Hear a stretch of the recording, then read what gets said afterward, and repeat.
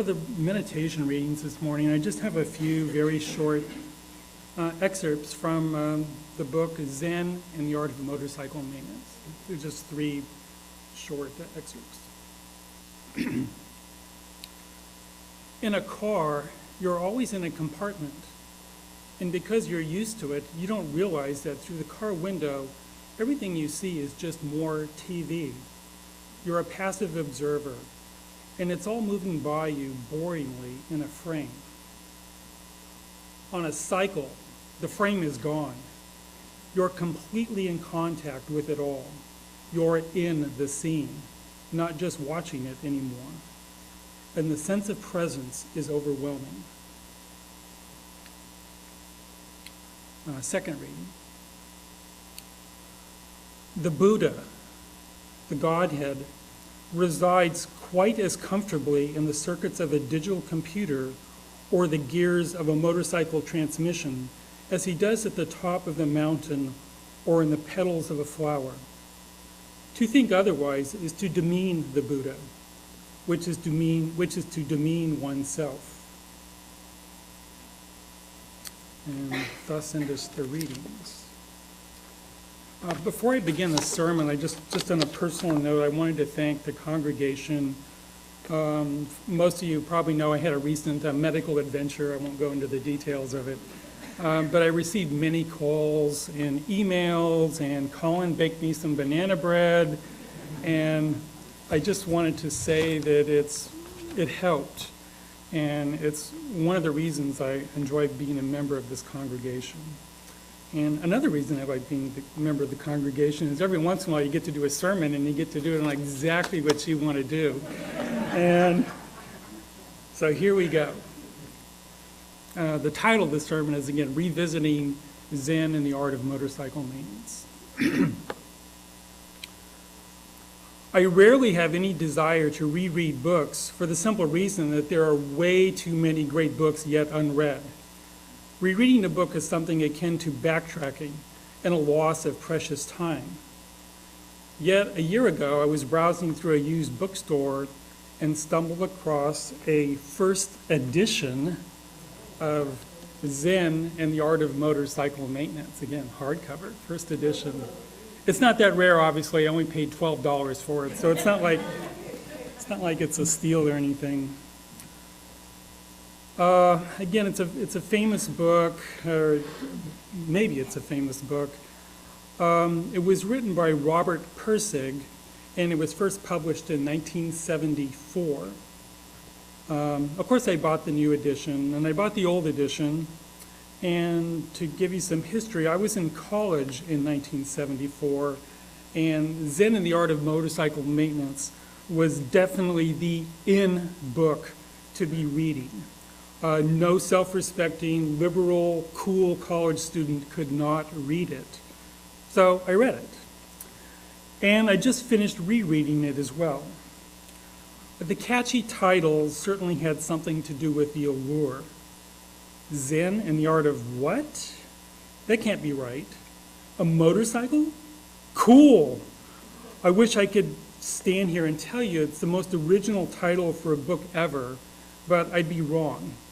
Mr. Pirsig actually borrowed it from an earlier text. There was a book called Zen and the Art of Archery, which was written by a German philosopher, Eugene Herrigel, and it was published in 1948.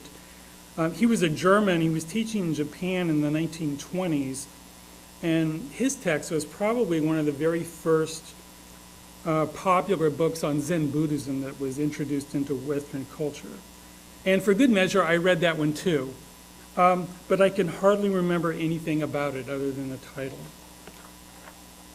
For reasons I'll try to explain this morning, I have an almost mystical connection to Zen and the Art of Motorcycle Maintenance. And if you want to be really cool, you call it Z-A-M-M, just ZAM. It makes it go by a little bit faster. It wasn't just a book with a fetching title that I read and forgot about. Like so many others of that time, like not so many others of that time, it made a real impression on me. And to this day, when I saw the book in the used bookstore, I just had almost a visceral connection to, like, there he is, here's my lost friend, he's been sitting here for all these years, and I found him again. In the interest of full disclosure, I was a student at San Francisco State University at the time. I was 20 years old. I had long brown hair down over to my shoulders, and I was a lot smarter than I am now.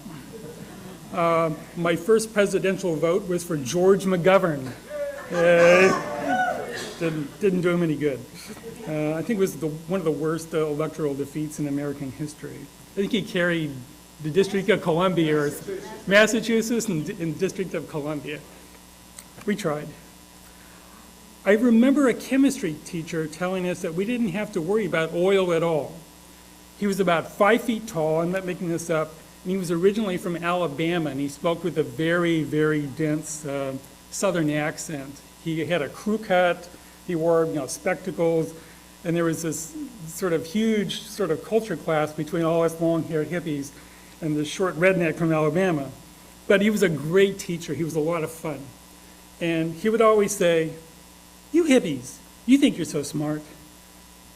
You're not so smart." So I'm smarter than you. And so we all loved him. It was always this banter going back and forth between us.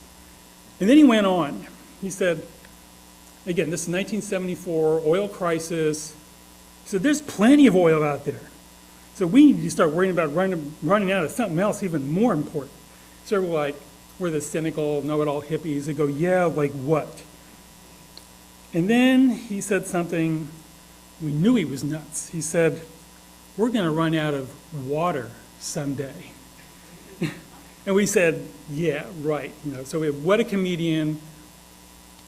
Now he seems like a prophet, on the top of the mountain.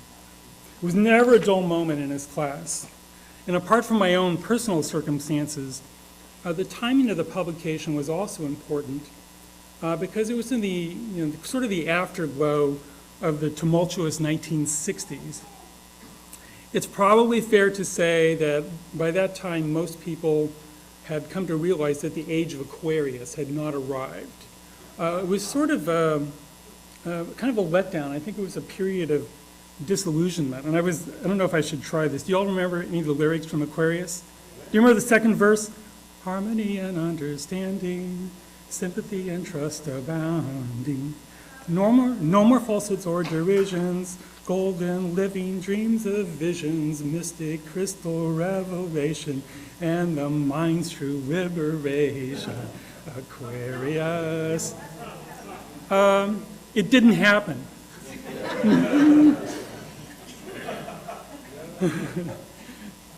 Some may have actually turned on, tuned in, and dropped out, but it was now the mid-1970s.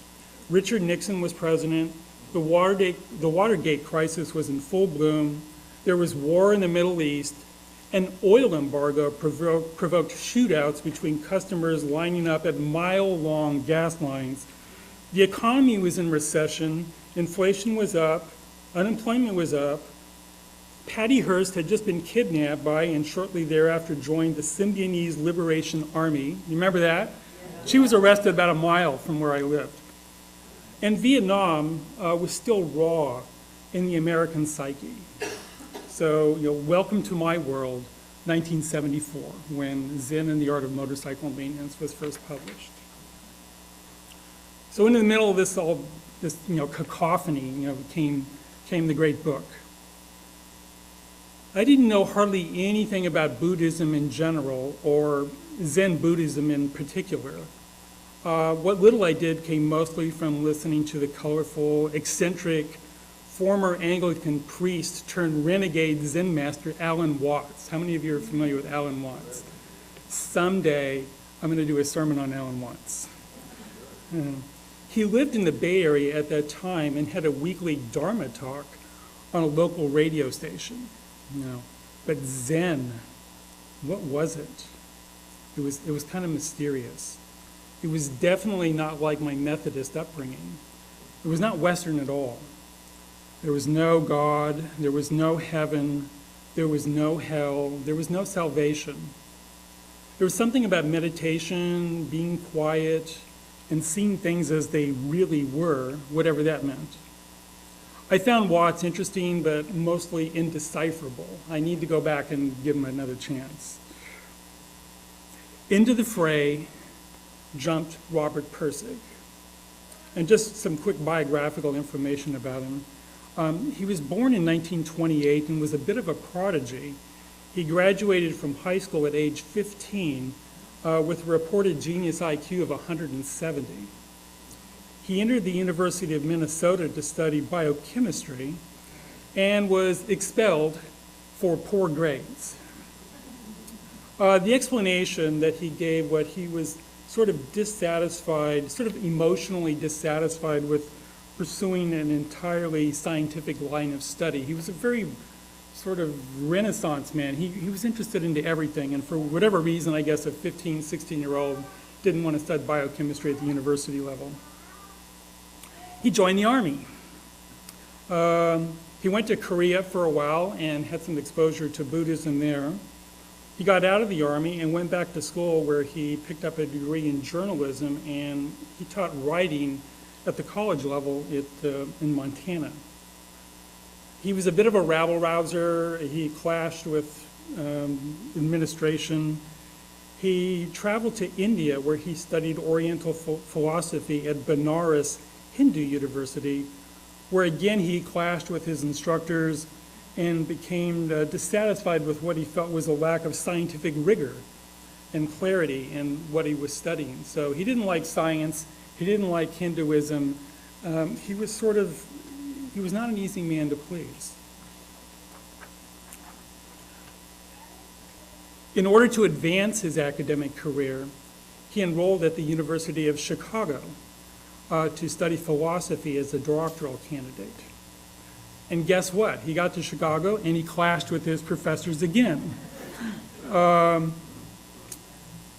He suffered a very serious bout of mental illness at this time, severe enough that he was institutionalized for up to, I think, almost 2 years. And during that time actually underwent electroshock therapy, which I think has fallen out of favor many, many years ago. He never finished his doctorate. He never went back to the University of Chicago. But he did recover. He went back to teaching, and he eventually wrote Zen and the Art of Motorcycle Maintenance. The story, it's kind of, I guess, every publisher's, or every writer's fantasy as well. The story is that he had the manuscript rejected by over 100 different publishers before being accepted by the William Morrow Company. He was given a $3,000 advance, which is pretty typical at the time. But the publisher loved the book, but he was politely told not to expect another nickel. The $3,000 was probably all he was ever going to see. With a book like that, don't be too optimistic.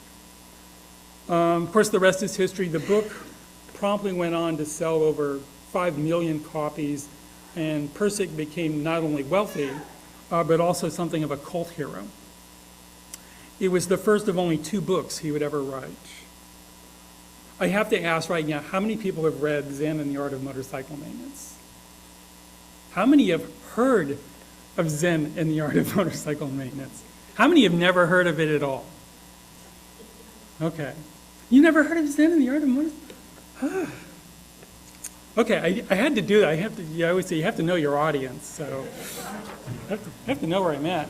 So it seems like it's pretty even, I think. Maybe about 1/3, 1/3, 1/3. It's an odd book. It's partly an autobiography of Pirsig. He talks mostly about his university experience, his mental illness, his relationship with his son, who unfortunately also suffered from mental illness. It's partly a travel log of a motorcycle trip that he took with his son and 2 friends, and they started out in Minneapolis. There he is, there's his son up in the picture. And they drove across the Dakotas, across Montana, into Oregon, and eventually to San Francisco, the center of everything. So it's this weird, it's biography or autobiography, travel log. He talks about the trees, the prairie, wherever they are, you get a sense of the environment that they're in. He talks about the road, is it a good road? Is it a bad road? But that's not what the book is about. it's almost exclusively a pretty long, 412 pages. It's a philosophical treatise on, now pay attention now, this is probably the key word in the entire book, quality. Quality, quality. And by philosophical, I mean Aristotle, Plato, Socrates, Immanuel Kant, Hegel, the French mathematician Poincaré, and other pillars of, again, a strictly Western tradition. It's a book on philosophy. Rereading the book some 40 years later, it seems clear to me now that the title is, I think, deliberately deceiving. If you look at the cover, at the top it says Zen. It's a really cute, the cover itself is almost classic. There's the lotus, and then there's a wrench coming right up out of it. So it's this kind of strange blend of both. There's the maintenance and there's the Zen, but that's not what the book is about. And then in fine, I forgot, in fine, not fine print, but in small print, an inquiry into values. That's what the book is about. And I'll talk more about that in a second, though. And I wonder if he'd written a book called An Inquiry into Values, if I'd be standing up here talking about this right now. Probably not. Maybe that was his first version to the publisher. He said, this is never going to sell. You gotta come up with something better than this. So Zen and the Art of Motorcycle Maintenance is iconic, and I think in a way it's deceiving. I think, just like anybody wants to sell anything, you got to market it. And with a title like that, I mean, you just couldn't do much better. To demonstrate my point, I want to have a contest, and you're not going to know the answer. How many times do you think the word Zen actually appears within the text? Give me a number. I'll give brownie points, whoever's closest. 0? 100? It's probably somewhere around 5. So you're close. It's rarely mentioned. I mean, rarely does the word Zen appear other than on the cover of the textbook. He mentions the Buddha a few times. He mentions Buddhism a few times. It's rare that even comes. It's what?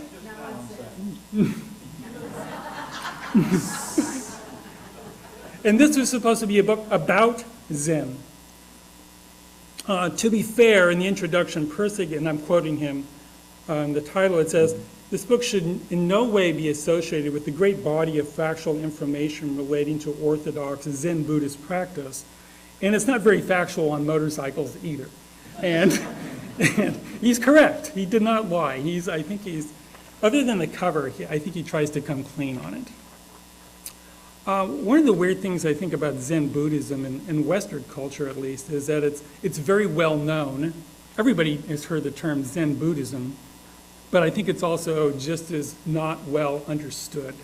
I think very few people could tell you anything about Zen Buddhism other than the fact that they've heard it. If you were to call somebody a Zen master, it would be understood that they were very proficient in some particular skill. Basketball, who's the basketball coach or the former? Phil Jackson. He's the Zen master of basketball coaches. It's a euphemism that we attach to all kinds of skills, and it's meant to be a compliment. I mean, if you're a Zen master, whatever that is, it's good. It's kind of like being up there with it's like being a Jedi Knight in Star Wars. It's something. It's a badge of honor, and the irony is that Zen Buddhism does have a connection to combat. In ancient Japan, another thing about Zen Buddhism I didn't realize, it's usually associated with Japan. It didn't start there, it actually started in China.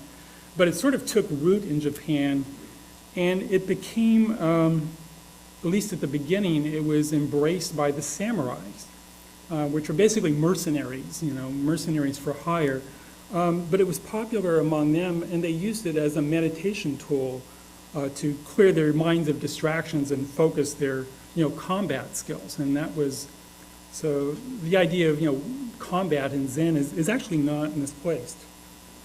But I think the title of the book is mainly there to lure unsuspecting buyers to think they're getting some sort of cool, countercultural, hippie, woo-woo, sort of new age adventure book. And sure enough, I bought it, thinking that's what I was going to get. But that's not what it was at all. The motorcycle gets a little bit of play, the maintenance part, but not a whole lot. He talks about his motorcycle. It's a Honda. It's not a Harley, it's a Honda. He talks about the mechanical issues. He's changing the oil on a regular basis, and he's worried about the wear and tear on his tires. He's listening to the sounds of the engine. If it sounds funny, he stops. As they go if they travel, they're going at high altitudes and lower altitudes, and that's affecting the ratio of oxygen and fuel, and he's listening to that. But it's a tiny part of the story, and I mean tiny, and it's really not important to the thread of the story. Again, the book is 412 pages, and I can only give you a very broad idea of the philosophical trail that it weaves. It's really long. As I mentioned earlier, think Greek philosophy. If you've ever taken, I only took one class in philosophy, Philosophy 101. Think Greek philosophy and take it from there. And by that I mean it's not always easy reading. It's not a light, sort of quick on your feet sort of book. The travel log, the motorcycle commentary, and the autobiographical elements, I think, serve mainly as partitions and sometimes respites from the sometimes really dense philosophical discussions. And sometimes you're grateful when they come, and they almost weave seamlessly into the story. I mean, there's not a chapter on this, and then a chapter on that. We'll be talking Plato, then he talks about his motorcycle, then he's talking about Aristotle, then he talks about his son, then he talks about Socrates. It's just all together, it's all in one piece. But there are two main topics, and I'm probably not doing this the justice it deserves, but there are two main topics throughout the book. He starts out introducing, again, the classical philosophical division between the subjective view of reality and the objective view of reality. Again, classic Greek philosophy. The objective view basically states that there's an objective reality that's independent from us. We can only observe it through our senses, through our instruments, and we can measure it, we can see it, and that's what there is. There's nothing else. But then there's the flip side. The subjective view is more of a romantic or kind of an emotional response to the world out there. We see the lotus flower, we see the trees in the forest, and we're, awed and overwhelmed by the beauty of these things. But it's not something that you can, get your beauty meter and, measure. And the classic Greeks were aware of this division right from the beginning. And that's kind of how the book starts out. Secondly, but probably the more important, in fact, by far the more important issue that he takes up, and I would say 90% of the book is concerned with the idea of, again, quality, Q-U-A-L-I-T-Y. What's quality? And again, that's not new. That's not Zen, hippie philosophy. That's classic Greek philosophy. There's a whole branch of aesthetics devoted to what this is. And the part of the story that I think resonated with me the most was his stories of a time he was teaching writing in Montana. And like most conscientious teachers, he struggled with finding effective ways of communicating, knowledge to his students. And it all started out with another faculty member sort of popping her head into the classroom. And, she said, how are things going? And blah, blah, blah. It was just, and he uttered some sort of, okay, whatever, just sort of a non-committal response. And then she said, well, I certainly hope you're teaching quality to your students. And that set off a whole chain reaction of events. He became obsessed with quality. Did it exist? If it did, what was it? And then how could he teach it to somebody? In this case, it was maybe a little simpler because he was teaching, the idea of quality came up within the context of this writing class. And as somebody who's taken those same classes, you're always, reading stuff and trying to understand, what's good, what's bad, and if it's bad, why is it bad? If it's good, why is it good? So at least he had some sort of framework with which to discuss quality. But the idea of, coming up with a definition of quality became elusive. It's kind of going off script here. He basically told the students to figure it out on their own. And they were a little dismayed because they said, well, I thought that's what you were supposed to do. You're the professor and you're supposed to tell us. And he said, no, I don't really know what it is. I want you to tell me. And the class, all his classes basically went into a state of turmoil because that's not what they were expecting. So it's like students hate surprises. I know that from being on both sides of the lectern. He came up with one of the things I will remember about, and I don't remember from my first rereading, but I do remember from this more recent one. The first question he had to answer was, does quality even exist? I mean, is it a real thing? I mean, where's my quality meter? I can't find it anywhere. But he came up with a really cool definition. And I'm quoting him. A thing exists if a world without it cannot function normally. And he gave some examples, and for one, I'll just give you an example how he tested this. He talked about beauty. Beauty is an aspect of quality. Something's beautiful. I mean, that means something. We all know what beauty looks like, but does it exactly exist? And he said, if I use this definition of, it exists if the world can't function without it. He said, well, yes, it obviously does exist. Beauty exists, quality exists. And he gave an example, a painting, he said, nobody would create art, any kind of art, for example, a painting, because it wouldn't look any better than the paint that was already on the wall. Music, nobody would write music because it wouldn't be any better than just white noise or just any other sounds that we hear. And you could take that example to several different levels.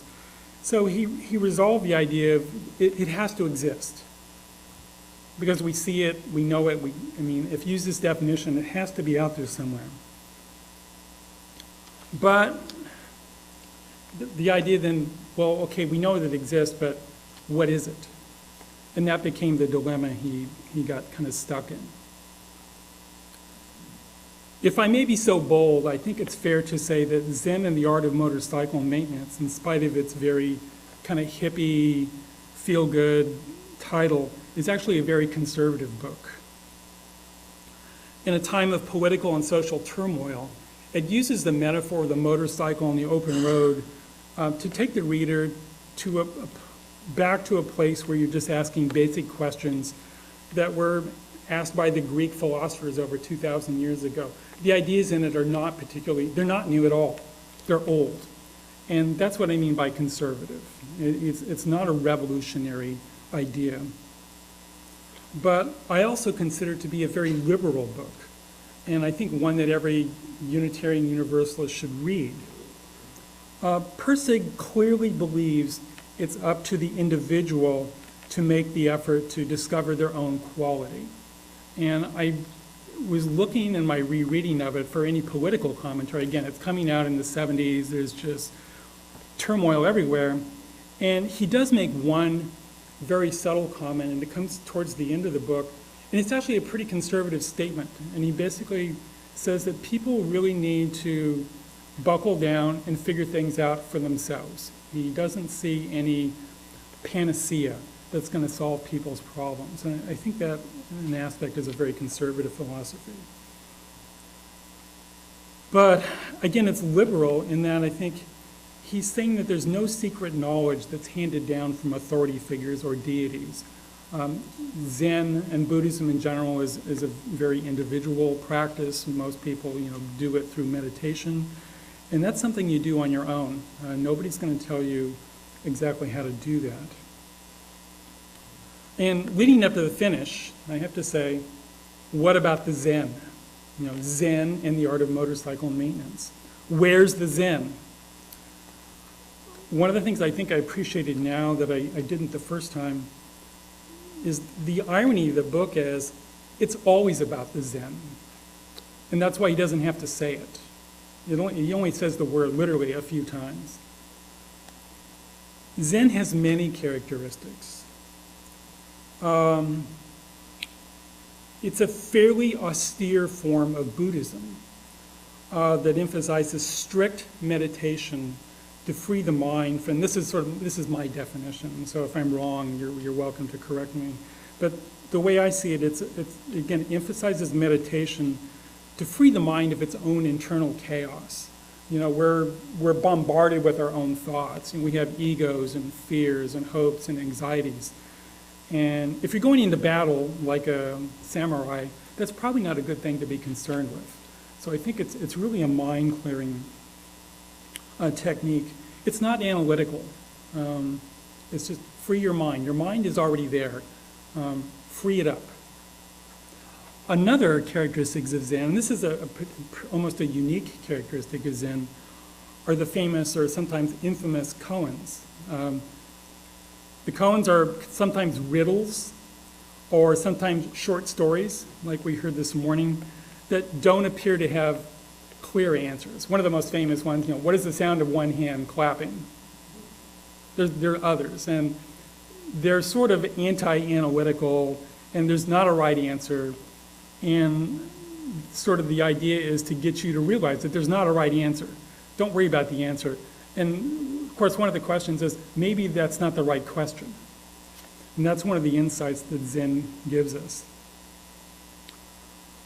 The hope is that by giving up being so analytical and so obsessed with the chaos in our brains, that we really can understand life more directly and clearly. Or as Persig suggests, one can find the quality of things. So even if you're about to be devoured by a tiger, you would still have the presence of mind to appreciate the sweet flavor of a strawberry. And that's sort of the gist of the story. Death is imminent, but that's okay. You still have time to take a bite and enjoy it while you can. Again, if I should reread one of the quotes I did in the reading, the Buddha, the Godhead, resides quite as comfortably in the circuits of a digital computer or the gears of a motorcycle transmission as he does at the top of the mountain or in the petals of a flower. To think otherwise is to demean the Buddha, which is to demean oneself. Zen is an attitude, it's not a theology. And as far as Zen and the motorcycle maintenance is concerned, it starts on page 1 and goes to page 412. It's there all the time. Robert Persig passed away just this past April, and that was actually kind of the impetus that gave me the incentive to do the service on him this morning. I had the book, I hadn't read it yet, and when I read that he had died, I just said, I have to talk about him. There may not be another opportunity. I thought he deserved some recognition for a great effort and a contribution he made to a lot of people's lives, including my own. He'd been ill for some time. Again, he was 88. And I couldn't find the direct quote, and I'm disappointed. I tried to find it this morning, I just couldn't. But he was asked not to, I guess death was imminent, and it was no secret. And somebody asked him how he felt about the imminence of his death. And he said something to the effect, "No, I'm not really too worried about it. I got a lot of work done." And my closing thought is, we should all be so lucky. And I just want to thank you for listening to me, and have a good day.